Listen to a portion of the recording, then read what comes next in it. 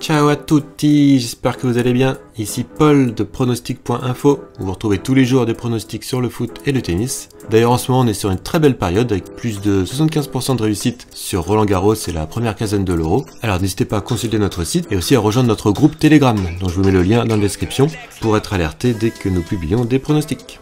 Alors aujourd'hui on va continuer à parler de l'Euro.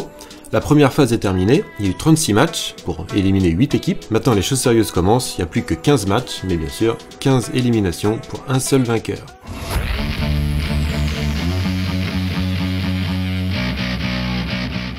Alors on peut faire un petit débrief des pronostics que je vous donnais dans mes vidéos avant le début de la compétition. On passe notamment Italie et Pays de Galles aux deux premières places à 5,10, Belgique et Danemark à 2,60, France premier, Allemagne deuxième à 4,10. On passe aussi Djuba, meilleur buteur russe à 2,15 et Pandev, meilleur buteur macédonien à 5. Il nous reste encore d'autres paris meilleurs buteurs en cours pour les équipes qui sont encore en lice. Au niveau des équipes qualifiées pour les huitièmes de finale, on passe quand même 14 équipes sur 16.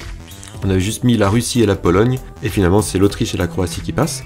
J'avais bien senti que le Pays de Galles pouvait faire quelque chose, et au contraire que la Turquie ne risquait pas d'aller très loin. Au passage, un petit coucou à tous ceux qui m'ont critiqué dans les commentaires. J'avais rien du tout contre la Turquie, c'est juste que je les voyais pas passer, c'est comme ça. Parmi nos pronos, on avait bien anticipé le classement final du groupe A et du groupe F. On avait aussi prévu les huitièmes de finale France-Suisse et Angleterre-Allemagne. D'ailleurs, on peut faire un petit bilan top-flop de la première phase de l'Euro. Dans les tops, moi je mettrais l'Italie et la Belgique, qui abordent leur match avec beaucoup de sérieux, ont marqué 7 buts chacun, ils endossent parfaitement leur rôle de favori. J'ai bien aimé aussi le jeu déployé par l'Ukraine, notamment face aux Pays-Bas, et aussi du Pays de Galles face à la Turquie, c'était très plaisant à regarder. Dans mes tops aussi, je mettrais le Danemark, que je voyais bien figurer à 7 euros, mais forcément qui a été plombé par le malaise cardiaque d'Eriksen au premier match, ça leur a clairement coupé les jambes, ils auraient jamais dû perdre ce premier match, de toute façon, contre la Finlande. Ils ont bien réagi contre la Russie et réussissent à se qualifier avec une seule victoire pour 2 défaites. L'histoire est peut-être en marche. Et enfin le dernier top, ce sera pour la Hongrie qui s'est bien battue dans le groupe F, le groupe de la mort, en arrachant 2 points contre la France et l'Allemagne. Ils auraient même pu espérer un petit peu plus contre le Portugal. Alors maintenant les flops. Numéro 1, forcément la Turquie, même si vous étiez un peu prévenus si vous aviez regardé mes vidéos. On peut aussi citer la Russie et la Pologne, qui ont vraiment pas fait grand chose. La Pologne quand même qui était handicapée par les blessures de Piatek et Milik. Dans les flops, j'ai aussi envie de mettre l'Espagne, dont les matchs sont d'un ennui terrible. Et le Portugal, qui malgré les talents qui sont sur la pelouse, n'arrive pas à jouer correctement, à développer du jeu. C'est vraiment beaucoup de gâchis quand même. Et enfin le dernier flop pour moi, ce sera l'Angleterre. D'accord, ils ont fini le premier de leur groupe, n'ont encaissé aucun but, mais ils n'en ont marqué que 2. On s'attend quand même à mieux de la part de l'Angleterre, qui a joué en plus ses 3 matchs à domicile à Wembley, qui fait partie des favoris, qui a une équipe costaud, notamment depuis plusieurs années, qui enchaîne les victoires. Et là, franchement, ils ont un peu du mal à décoller. Et pour la France, je suis mitigé. Le match contre l'Allemagne m'a vraiment beaucoup plu, même si on n'a pas archi dominé, on a maîtrisé. Ensuite, on n'a pas été à la hauteur face à la Hongrie, même si les conditions n'étaient pas idéales pour nous. Et enfin, contre le Portugal, je suis un peu déçu aussi. Je pense qu'on aurait dû insister en deuxième mi-temps, il y avait la place, clairement la place pour mettre d'autres buts. On n'aurait pas dû être aussi gentil, on aurait dû les éliminer, ça aurait été plus simple. Il y avait un peu trop d'amitié sur le terrain, j'ai trouvé. Donc j'en attends plus de la France, j'espère qu'on va monter en puissance, mais j'ai quand même bien du mal à les voir champions. Pour moi, au vu de la première phase, le favori pour moi ça reste l'Italie. En numéro 2, j'aurais tendance à placer la Belgique, mais comme ils risquent de se rencontrer en quart de finale, il n'en restera qu'un. Et enfin pour l'Angleterre, j'en vais y revenir tout à l'heure, qui était aussi un de mes favoris au début de la compétition. L'histoire pourrait peut-être s'arrêter plus tôt que prévu, on va voir ça tout à l'heure. Alors c'est parti, on va prendre match par match, et je vais vous donner quelques indications, quelques pronostics, et des cotes intéressantes à jouer. D'ailleurs aujourd'hui je vais prendre les cotes de BetClick, un de mes partenaires historiques et privilégiés, un excellent site de paris, surtout si vous êtes débutant. Bien sûr, toujours en jouant raisonnablement. Si vous voulez vous inscrire sur BetClick, je vous mets bien sûr le lien dans la description de cette vidéo. Alors c'est parti, je vais pas prendre les matchs dans l'ordre chronologique où ils vont avoir lieu, mais en suivant ce tableau fourni par l'UEFA, qui est très pratique, vous allez voir. Premier match, Belgique-Portugal, qui pour moi donc est la plus grosse affiche de ces huitièmes de finale. La Belgique a fait très forte impression, ils ont tranquillement attendu que De Bruyne et Hazard retrouvent le top de leur forme. Maintenant l'équipe est au complet, le sélectionneur a beaucoup de choix, même en défense c'est solide, avec un seul but encaissé sur les 3 matchs. Je vois forcément la Belgique s'imposer, à la cote de 2,45. J'ai déjà dit, le Portugal, ils ont une super équipe, des joueurs excellents, mais le sélectionneur n'arrive pas à les faire jouer ensemble, n'arrive pas à optimiser le talent de chacun. Donc je pense que pour le Portugal, ça va être le même scénario qu'à la Coupe du Monde 2018, élimination en huitième de finale. Sur ce match, il y a une très belle cote que je vais tenter aussi, c'est la victoire de la Belgique par plus d'un but d'écart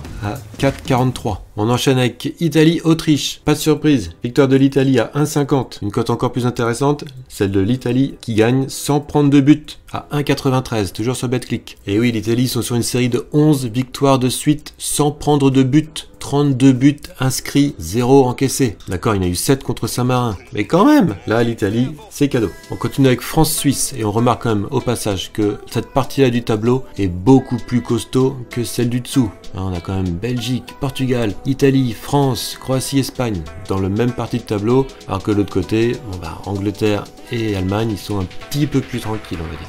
Bref, France-Suisse. On a déjà rencontré les Suisses assez souvent en Euro et Coupe du Monde. En général, ça se passe bien. La victoire de la France est à 1,53. Pour ma part, j'ai envie d'aller tenter une cote bien plus intéressante, en fun bien sûr. C'est la victoire de la France par exactement un but d'écart, 3,25. Je vois bien un petit 1-0. Et pourquoi pas avec un but de Mbappé. Mbappé est coté à 2,54. Elle va bien finir par marquer quand même. Ensuite, le dernier match de cette partie de tableau, c'est Croatie-Espagne. Deux équipes qui ont déçu lors de la première phase. Côté de la Croatie, on commence à sentir quand même le poids des années. Tandis qu'on a l'équipe d'Espagne, ça fait des passes, et ça marque pas beaucoup quand même, surtout avec les attaquants maladroits qu'ils ont. Leur match était franchement laborieux, mais alors le fait de jouer dans un stade archi nul et archi vide n'a sûrement pas aidé. Sur ce match-là, l'Espagne est nettement considérée comme favorite, et je pense qu'il y a vraiment une value à faire sur la Croatie. Je suis mon collègue Tom, qui sur pronostic.info vous conseille de tenter la qualif de la Croatie à 3,32, et surtout le but de la Croatie à 1,62. C'est une très belle cote pour juste un but de la Croatie. Et voilà, on va aller un petit peu à l'encontre de l'avis général, et on va miser sur la Croatie.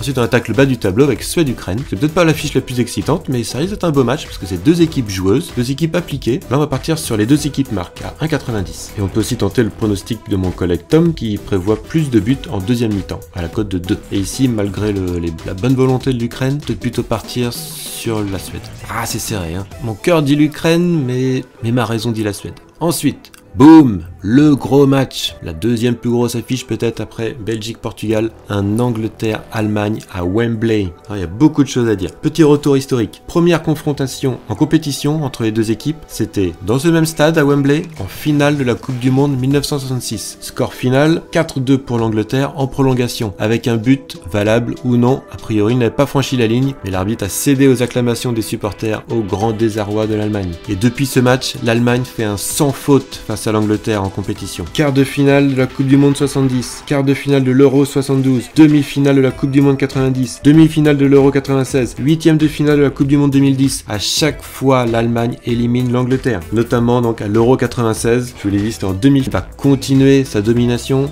À contre-cœur, je vais miser sur l'Allemagne. À contre-cœur, car je voyais vraiment l'Angleterre bien figurée dans cet Euro. Et je pense que contre n'importe quelle autre équipe, ils seraient passés dans ces huitièmes. Mais l'Allemagne, c'est leur bête noire. À contre-cœur aussi, parce que mon épouse est anglaise. Et si elle entend ça, elle va me taper dessus. Là, sur ce match-là, on peut tenter des paris fun. Avec l'Allemagne qui gagne en prolongation à 10,25. Ou l'Allemagne qui gagne au tir au but à 9,50.